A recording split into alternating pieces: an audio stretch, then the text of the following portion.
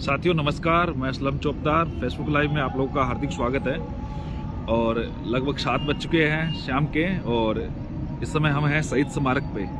शहीद स्मारक पे राजस्थान के युवा साथी जिन्होंने एकजुट होके रीट में पदवर्दी को लेके एक आंदोलन छेड़ रखा है, और जिस प्रकार से सरकार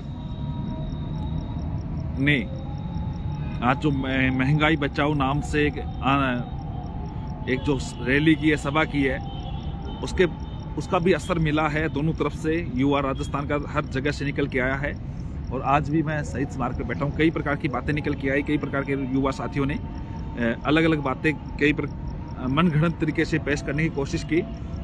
शहीद स्मारक पे जितने भी युवा साथी जुड़े हुए हैं, उनका प्रमुख उद्देश्य यही है कि रीट में जो पद है उनमें पद में वृद्धि हो। राजस्थान में लगभग जो प्राइमरी टीचर को लेके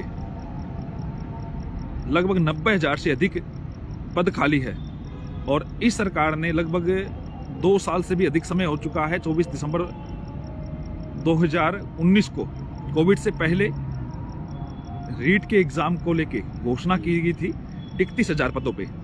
समय निकलता गया, 6 बार एग्जाम कैंसिल हुए, और उसके बाद में पदों की वृद्धि जो की त्यों पड़ी रही।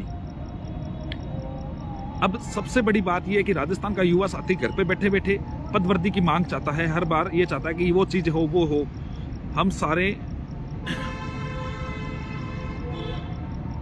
सारे शहीद स्मारक पे अभी शहीद स्मारक से हैं। दोस्तों, मैं जो कहना चाह रहा हूँ उस बात को समझे कि पदवृद्धि को लेकर राज्य सरकार के खिलाफ जिस प्रकार से युवा एकजुट हुए हैं, वो एकजुट की सभी को आवश्यकता है। कई प्रकार की बातें आती है, जैसे इन वक्त पे जब आंदोलन चरम पे था तो आंदोलन को स्थगित करने की कई बातें आई, कई और बातें निकल के आई, लेकिन राजस्थान का तमाम युवा यही चाहता है कि पदवृद्धि हो। पदवृद्धि के लिए आप सभी को एकजुट होना पड़ेगा, एक साथ आना पड़ेगा। बहुत प्रकार की बातें आज भी निकल के आई। कई लोगों ने ये कहा कि बीएड बीएसटीसी प्रकरण को लेकर असलम चौकदार ने इस मैटर को घसीटा है। तो मैं आपको बताता हूं, मैं इस मंच पे जब आया सभी के बीच में यही बात रखी कि आज का जो मुद्दा है वो जो बीएड बीएसटीसी का प्रकरण है वो भविष्य के गर्भ में है, और आज का जो मुद्दा है वो पदवृद्धि को लेके है।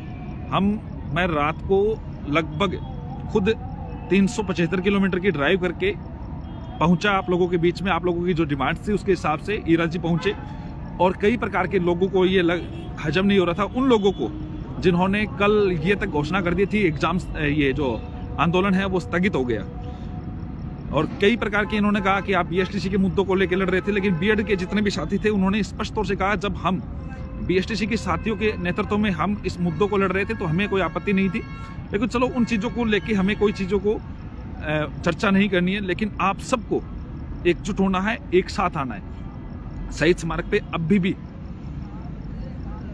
कुछ लोग बैठे हैं, अपनी मेहनत के हिसाब से कार्य भी कर रहे हैं। सभी लोग इस ठंड में भी घर से बाहर निकले हुए हैं, घर के हिसाब से काम कर रहे हैं। तो आप सभी लोग एकजुट होइए, शहीद स्मारक पे पहुंचे, और अपनी मांगों को मनवाने के लिए सरकार को, देखो अगर इतनी आसानी से आज़ादी मिल जाती तो फिर इतना लड़ना नहीं पड़ता, संघर्ष नहीं करना पड़ता 1947 से पहले। तो लेकिन अब जो वर्तमान के संदर्भ में आप सभी लोग इस बात को ध्यान रखना कि आपको आना पड़ेगा, एकजुट होना पड़ेगा। वो लोग जिन्होंने सवाल उठा रहे थे किसी प्रकार से कि क्या है बीएड बीएसटीसी प्रकरण में आपका क्या रुख था, क्या नहीं था, उस मुद्दों को लेके हाईलाइट करने की कोशिश कर रहे हैं, लेकिन आपको थे वो वर्तमान में मौजूद नहीं है। हालांकि ये चीजें वास्तविक स्थिति से अवगत कराने की जरूरत नहीं थी इस चीज को कि मैं आपको यहां से दिखाऊं नहीं दिखाऊं, लेकिन एकजुट होइए दोस्तों। वक्त है साथ आने का, साथ आके इन जो मुद्दा है जिसमें युवा का भविष्य छुपा हुआ है, जिसमें युवा एकजुट होगा तो काम होगा, तो आप सबको साथ आना पड़ेगा, एकजुट होना पड़ेगा। जब आप चेंज की सांस लेने के लिए, जब आप नौकरी की जो आस पाल के यहाँ से निकले हैं, बहुत युवा साथियों को लगता है कि हमारे नंबर तो अच्छे हैं लेकिन क्या पता पद कम है तो होगा नहीं होगा, बीच के बाउंड्री में फंसे हुए। तो आपको एकजुट होना पड़ेगा, सभी को एकजुट करना पड़ेगा। और कई लोग जो मैंने आज जो शायद लाइव नहीं किया था यहाँ पे, मैंने यही बात रखी थी कि ये जो मुद्दा है वो सबको एकजुट करके ही कार्य हम उसको संपादित कर सकेंगे, उसके अनुसार कार्य कर सकेंगे। कई प्रकार के जो युवा साथी है जिनको शायद तक मैं पसंद नहीं था, हो सकता है अलग मुद्दों पे, विचारधाराओं पे मैं पसंद नहीं हूँ, लेकिन आज का जो मुद्दा था वो 50,000 पदों के लेके था और उसी पे मैं अडिग था और अडिग हूँ।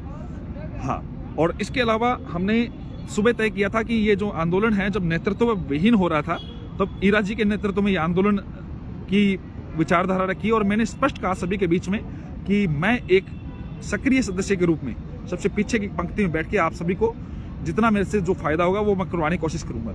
इसी दौरान जब इंटेलिजेंस की इनकी टीम आती है, बच्चों को डराया जाता है पुलिस प्रशासन के द्वारा, तभी उनके बीच में मैंने बात रखने की पूरी कोशिश की, सभी के बीच में अपनी बातों को समझाया। और ये जरूरी है, युवा की हक की जब भी जरूरत पड़ेगी मैं हमेशा प्रतिबद्ध हूं और हमेशा खड़ा रहूंगा। और दूसरी बात, कई प्रकार के ये लोग कह रहे हैं कि इनको भगा दिया, ये चला गया, तो ये प्रकार की अनलगल बातें हैं जिन प्रकार से मैं खुद शहीद स्मारक पे अभी भी बैठा हूं और शहीद स्मारक पे पहले भी मौजूद थे।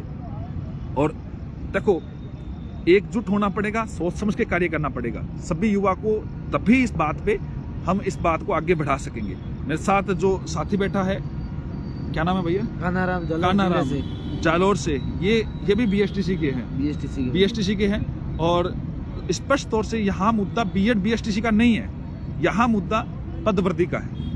बीएड बीएसटीसी का मुद्दे के बारे में मैंने कहा था भविष्य के गर्भ में है, न्यायालय में है, और जो भी होगा वो युवा के बीच में होगा। और इन मुद्दों को लेके ही जब युवा साथी एकजुट हो रहे थे, कई बीएसटीसी के साथी, जैसे आज ये मेरे साथ बैठे हैं, ऐसे कई साथी जब साथ आ रहे तो कईयों को ये लग रहा था कि कहीं ना कहीं जिन मुद्दों पे हम लड़ रहे हैं कहीं वो खराब ना हो जाए, तो इस प्रकार की विचारधाराओं को प्रभावित करने की कोशिश की। लेकिन आप सब लोग घर से बाहर निकले दोस्तों, आंदोलन खत्म नहीं हुआ, एकजुट होइए, सभी लोग एकजुट होंगे तभी आप लोगों का काम होगा और एकजुट होने पे ही हम आगे बढ़ पाएंगे। हर जिले से घर से बाहर निकले, इस बात को रखे, जब आप 17 तारीख को कांग्रेस अपना तीसरा साल बना रही है, तीसरी वर्षगांठ बना रही है, ये बहुत महत्वपूर्ण बात है, ध्यान देने योग्य बात है। 17 तारीख को कांग्रेस तीसरी वर्षगांठ बना रही है, आज तारीख 12 हुई है, 5 दिन है, दिखा दीजिए ताकत, एकजुट हो जाइए और यहाँ पे सिर्फ रीट के पदों की वृद्धि की बात करें और साथ में एकजुट होंगे तो रियल में निश्चित तौर पे आप सफल होंगे। और दूसरी बात, 17 के बाद में कोविड प्रोटोकॉल या गाइडलाइन का न जाने किस प्रकार की बहानेबाजी करके सरकार आप सबको पैक करवा देगी, लेकिन उससे पहले सरकार किसी भी प्रकार से युवाओं का विरोध नहीं लेना चाहेगी। तो आप इस बात को समझे, घर से बाहर निकले, 12 तारीख खत्म, कई लोगों को लगा 12 तारीख को रैली से पहले कुछ होगा, वो होगा, मैं कह रहा हूं 17 तक आपके पास मौका है, अपॉर्चुनिटी, अपनी ताकत दिखाइए। जो भी चीजें हैं उन चीजों को, जो विरोध है, जो आपका किसी प्रकार से वैचारिक मतभेद है, उन सबको बाहर रखे, साइड करें, एकजुट होकर काम करें और निश्चित तौर पे युवा सफल होगा। और ऐसी उम्मीद के साथ सरकार को भी इस मामले का संज्ञान है, पूरी तरह इंटेलिजेंस की रिपोर्ट है, जब आप सभी साथ आएंगे तब इस बात पे कार्य होगा। आप सभी लोगों का पुनः धन्यवाद, जितने भी मेरे से लाइव जुड़े उस बात को समझे, बहुत बहुत धन्यवाद। जय हिंद, जय हिंद, जय भारत।